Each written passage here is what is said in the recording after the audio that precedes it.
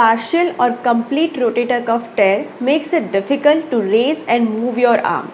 You may have shoulder pain and arm weakness. Rotator cuff injuries are common, especially as you get older.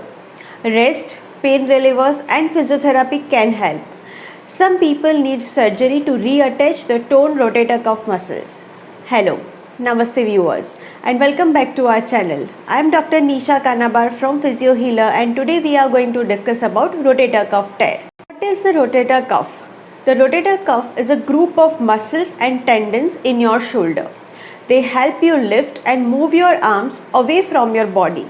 The rotator cuff keeps the ball of the upper arm, that is bone, which is called as humerus, in the shoulder blade socket. This rotator cuff tear.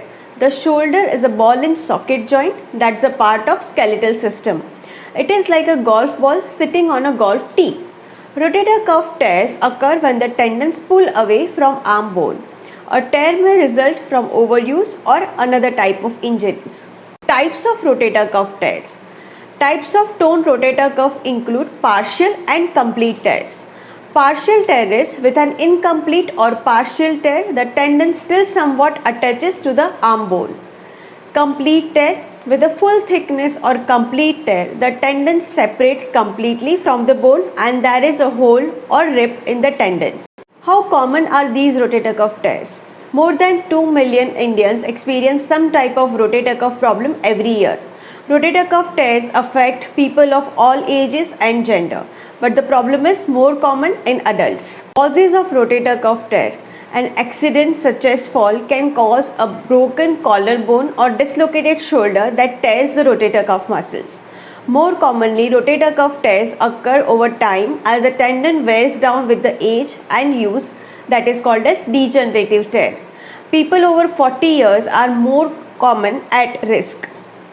Causes of degenerative tears include bone spurs. Bony growth can form the top of the shoulder bone. These bone spurs rub against the tendon when you lift your arm repeatedly, and this shoulder impingement creates friction between the bone and the tendon. Eventually, a partial or complete tear may occur. Decreased blood flow is the second cause. Reduced blood flow to the rotator cuff reduces as you get older. Your muscles and tendons need a healthy blood supply to repair themselves. If blood doesn't nourish the tendons, they can tear. Another cause is overuse. Repetitive shoulder movements during sports or on the job can stress muscles and tendons, and that can cause a tear. Factors of the rotator cuff tears include, means anyone can experience rotator cuff tear, and these factors may increase your risk. Sometimes family history of shoulder problems or rotator cuff injuries, poor posture, smoking, being age 40 or older. Degenerative tears are more common among people who do the same repetitive shoulder movements. For example, carpenters, mechanics, painters, recreational and professional athletes who play baseball, softball, even tennis ball, or are part of rowing crew. Do rotator cuff tears affect both the shoulders? Yes. Tears tend to occur on your dominant side but can be on the either side. Having a tear in one shoulder increases the likelihood of a tear in the opposite shoulder also. You might not have shoulder pain on the opposite side, but test may indicate a tear. The opposite may also be true. You may have a tear but have no pain or symptoms. Symptoms of rotator cuff tear. Sudden tears from accident cause immediate, intense shoulder pain and arm weakness. With degenerative tears, you may have mild pain that improves with over-the-counter pain reliever medications. Over time, the pain gets worse and pain relievers don't help.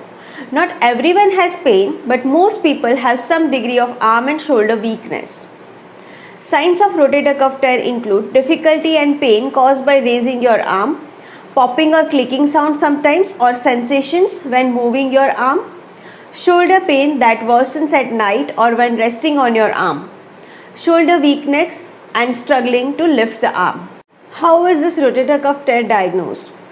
Your clinician or doctor will perform a physiotherapy examination to check for the shoulder tenderness, range of motion and arm strength.